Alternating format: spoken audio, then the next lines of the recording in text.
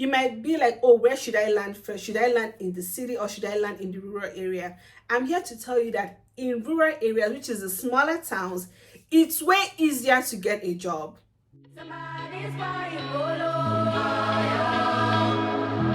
Hey guys, welcome back to my channel. It's Agozim here again. If this is your first time of seeing my face, my name is Chiagozim Ezigwe. On this channel, I share immigration tips, lifestyle content, how to settle in smoothly as an international student in Canada, and tips here and there on how to adapt as a newcomer in Canada. And if this is the kind of content you're looking for, even if this is not the kind of content you're looking for, please do well to click the subscribe button and subscribe. On this channel, I am pretty much detailed with information, so stay tight and I'm sure you're not going to regret it. In today's video, I'll be sharing with you guys the pros and cons of schooling in a small town versus a big town. More like the pros and cons of both locations, okay? Very soon application window would open and people will start applying to schools, and I know some people are in that situation whereby they don't know whether to apply to a school in a big city or a school in a small town. So today, as someone that schooled in a small town and someone that schooled a little bit in the city, I'm going to tell you guys the pros and cons of schooling in both locations. Sit tight, grab yourself a drink, let's dive right into the reason why we are here.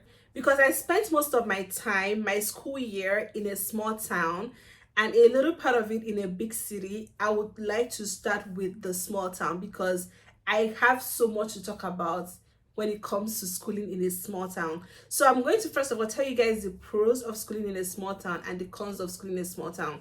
Like we'll go pros, cons, okay? So my first pro of schooling in a small town is that house rent in small towns are very, very affordable. I don't want to say cheap because I know cheap is relative. What is cheap to you could be expensive to me. What is expensive to me could be cheap to you. So let's play safe. Let's use the word affordable.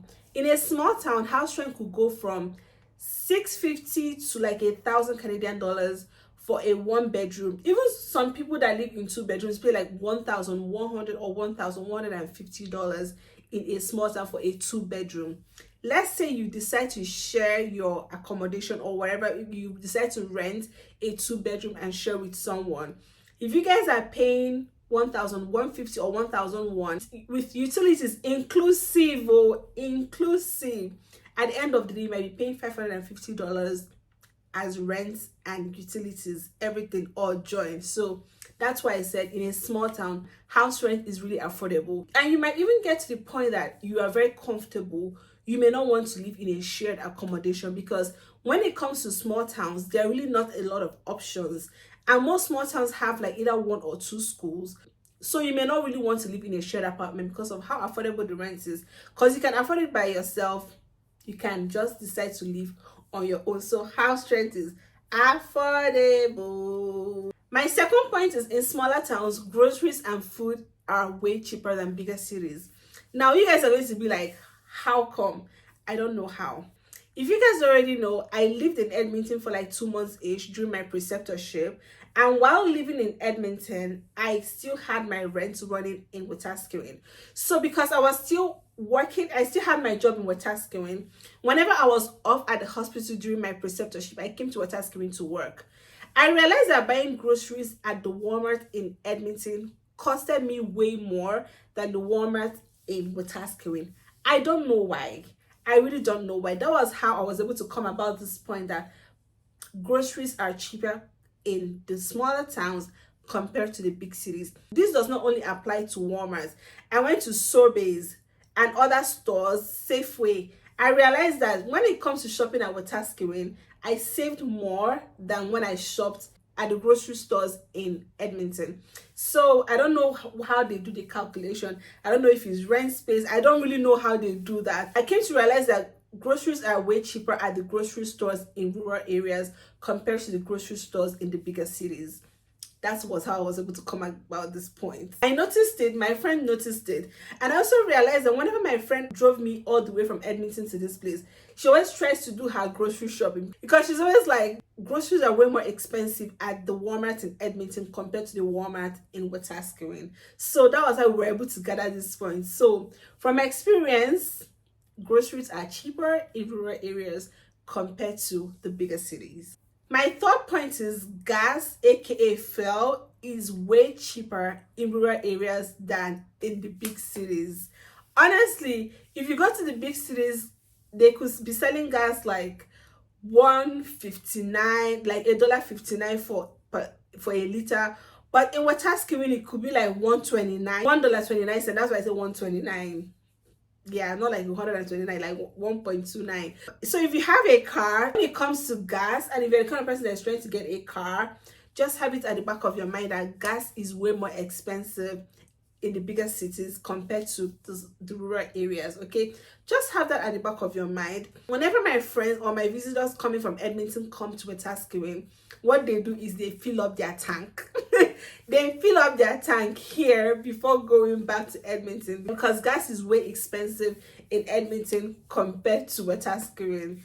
When it comes to schooling in a smaller town, let me tell you something. You may not really have to transport yourself as much because everywhere is close to each other. It's very easy to walk from point A to point B because, like I said, it's a small town. Everywhere is close knit. Population is not high. Settlements are a bit clustered compared to the bigger cities.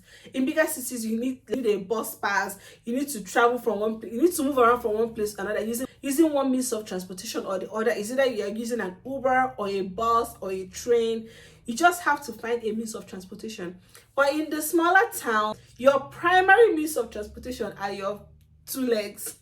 You will walk more than the Israelites. So if you're trying to save money and you don't really have a lot of money to be using Uber and all that, if you're coming here as a student, then a smaller town would be a very good option for you. My next point is schooling in a small town, living in a small town. This does not only apply to students, this also applies to PRs, permanent residents planning to come to Canada. You might be like, oh, where should I land first? Should I land in the city or should I land in the rural area? I'm here to tell you that in rural areas, which is the smaller towns, it's way easier to get a job. It's way easier to get a job because the competition is not so much. You can easily get a job. When I came to Wetaskiwin, the first job I applied to was the first job I got, and that job I progressed from one position to the other to the other to the other. Because the population is not large, so there isn't a lot of competition, and there are always positions available to be filled up. That is why it's so easy to get a job here. In as much as they still look at the whole, you don't have Canadian experience, which is general in whether in the big city or in the small city. Just have it in mind that it's going to take you lesser time to get a job in a rural area as a newcomer compared to the big city, because the big city, you are competing with Canadians, you're competing with people that already have the Canadian experience, and there isn't really lots of positions because positions fill out really quick, okay, in the big city. But while in the small cities, people don't really want to come from the big city to work in the small city. Do you guys know? So it's easier to get a job in the small city and grow from there. And let me tell you something, even if you come to the small cities as a newcomer, honestly, you can work in the small city. For example, if you're coming as a PR, you can work in the small city, make some money, save up some money, because you're not really spending so much on bills and rents and all that. Save up a good amount of money. Then if you decide to move to a big city, get a job in the big city first, then you can decide to move with the money you've already saved. That way you have more stability than if you're coming with not so much money and you're going to the big city and you are spending the little money you came with and you don't even have a job. It's going to be very frustrating. So if I were in your shoes and I'm not coming with big money, I'm going to the small town first, get a job, make money, and move to the big city as a big girl. Let me be serious, but that's what I'm trying to say. It's way easier to get a job in the small town, okay? And to also add to that, as a student, there are lots of student jobs in small towns. A lot of student jobs are working at fast food, like working with McDonald's, Wendy's, Subway, working at Walmart, working at Safeway, working at all these stores, grocery stores. These are like student jobs, or working at care homes. In small towns, there are lots of care homes you could apply to. So if you're an international student looking into where to land first, the school to apply to, the location of the school, and you intend to work and do all of that, a small town may be a good option for you. if you understand what I mean, okay? My next pro of living in a small town as a student, even as a worker, is that, especially as a student, there are no distractions, no parties, nothing is taking your attention. It's just book and work, study and work, study and work, study and work. Like nothing is taking your time. You're just going to school and you're just studying, going to school and you're just studying. So not like there is a party out there for you to go and party, pop bottles and all that. Nothing like that in small towns. Everything is boring, flat as boring. Everything is boring. So there is like nothing, like there is no jaye in small town. So if you're a really like calm and collected person, you want to go to a place where there is no little to no distraction, you not be spending money doing all that, spending. A rural area, schooling in a rural area might be the best shot for you, because there are no distractions. Because there are no distractions, you'll be so engrossed with schoolwork that you will not even know that you are bored, because you are busy studying. And because there are no distractions, you understand what I'm trying to say here, right? So because there are no distractions, so you just face your book squarely. My next point about schooling in a small town is that your CGPA will be fire, because what? There are no distractions. You will not be distracted because you're always studying your book, work, and school. What else is taking your time? Nothing else. Nothing else. So your CGPA will be fire. My next pro about schooling in a small town, or working or living in a small town as a permanent resident coming to Canada for the first time, is that you would save more money. And in the sense that in small towns, you just have a bunch of grocery stores. We don't have H&M here. We don't have Sephora in small towns. We don't have all the big stores, Zara and all those big stores. You don't have those stores in the small town. So when you're living in a small town, you just have Walmart. To just go to Walmart and buy clothes, or go to Warehouse One and buy clothes. If you have Warehouse One in the small town where you live, you will not really be tempted to go to the store every now and then to buy clothes, unless you have the privilege to go to the big city. If you go to the big city, that's when you would buy clothes and all that. But if you're living in a small town, just know that the money you make is your money. You're not spending it on frivolities. You're not spending it on material things. The money belongs to you. You're just paying your rent and you're saving the rest for the rainy day. So living in a small town, you will save money more compared to living in the big city. Let's talk about the cons of living in a small town. Number one, which is my worst, is that it gets so lonely, especially in winter. Oh my God, if you've never tasted depression, if you've never been depressed in your life, you see, small town will show you shege banza. Like, you will see, use your eyes and see the back of your head. You'll be so lonely because one is very cold. You don't even have friends. You know, I've said this before in one of my videos. It's so difficult to make friends in Canada. It's so difficult to make friends. People don't really associate more, apart from the classroom or apart from the workplace. Anything outside that, nothing else, okay? So in small towns, it is very, very difficult to make friends. And because of that, in winter, everybody is home. Since you don't really visit and do all of that, like associate more, people don't really associate more. It gets very, very lonely. And it could also be a bit depressing because it's winter, it's cold, there is no vitamin D to help with your mood, okay? So it gets very lonely and sometimes it can be very, very depressing. I spent a part of my winter in Edmonton and I won't really say it was depressing as much, because you see people, you see cars, you can decide to go to the store, you can decide to take yourself out, okay? You have more human interactions in the big city during winter. It doesn't get so lonely compared to living in a small town in winter, okay? The second con of living or schooling in a small town is that there are no buses. That's like my second worst. There are no buses, especially if you don't have a car. If you don't have a car, honestly, I'm getting to a point whereby I still live in a small town. I'm getting to a point whereby, like, I'm tired because you don't have a lot of options. They are just like taxi companies, and most of the time when you book a ride for them to come pick you up, they always show up late, like 15 minutes late, 30 minutes late, 45 minutes late, 1 hour late. I'm not even kidding you guys. So you are left with taxi companies, and for each ride, if you're going to work, it's like $8.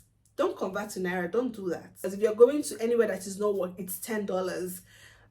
Honestly, there are no buses, so you have to stick to taxi companies, which sucks most of the time because it feels like they're in control of your time, and which I do not like. That's one of the things I do not like about living in a small town. There are no buses, you're just left with taxi companies to mess around your schedule and your time and everything, which I do not find funny at all. Crime rate is very, very high. The thing is, since I came to Wetaskiwin, I've never been attacked by anybody. I've never had any crime issues.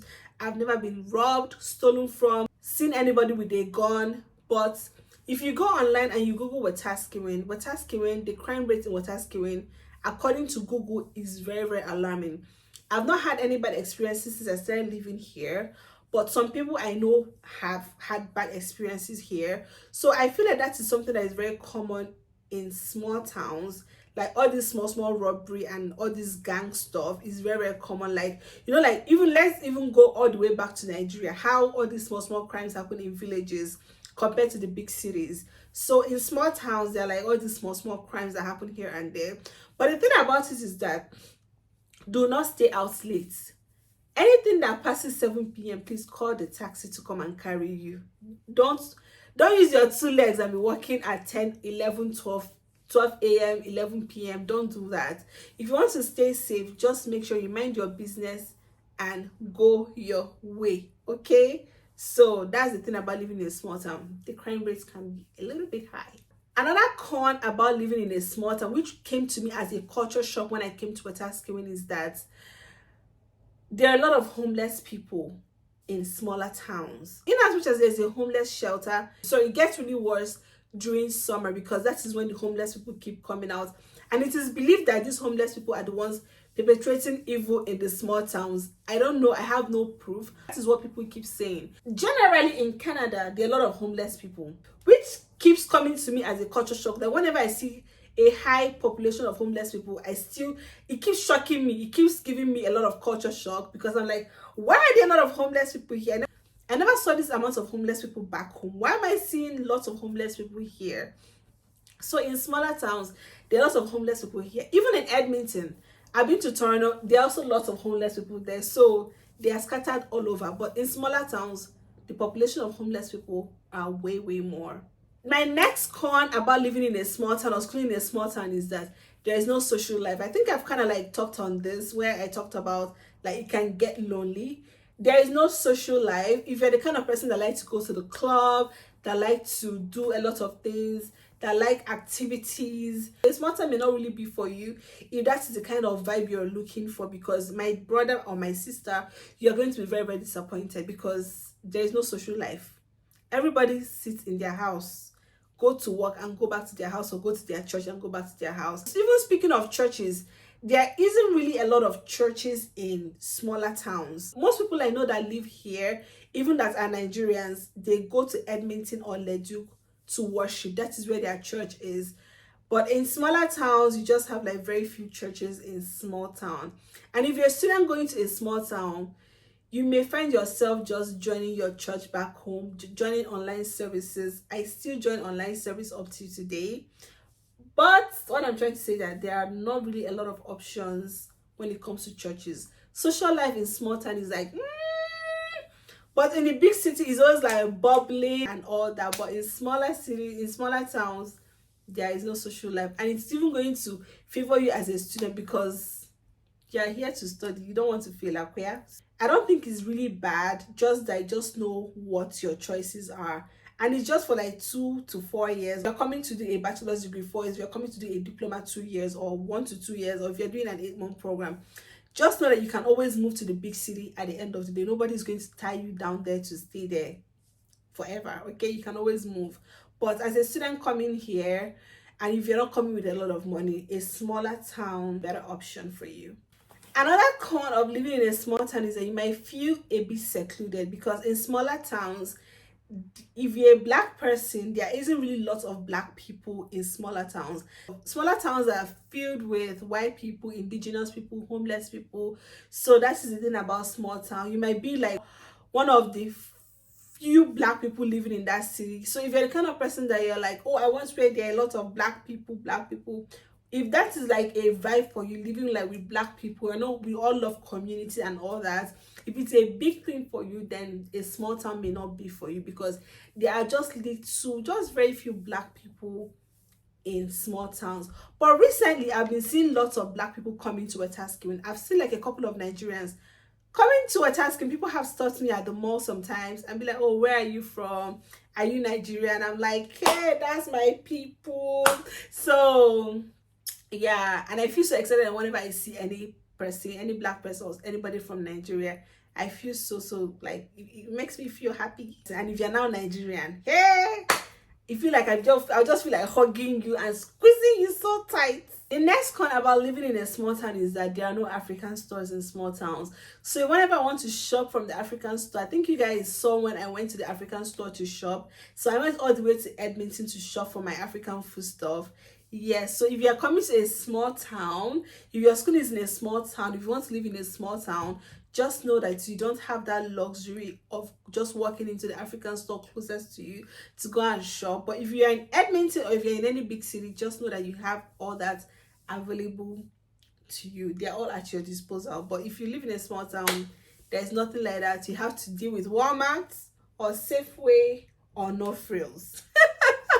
So these are the three common stores in small town. You deal with Giant Tiger. There's no Canadian Superstore in most smaller towns. We don't have any here. So you're just dealing with, you just have very few options when it comes to stores. So that's another thing I don't really like about living in a small town. What about living in a small town is that when it comes to going to the big city from the small town, it's always a hassle, because in most smaller towns, especially if you don't have a car, there are no connecting means of transportation from the smaller town to the bigger city. Let me give you guys an example.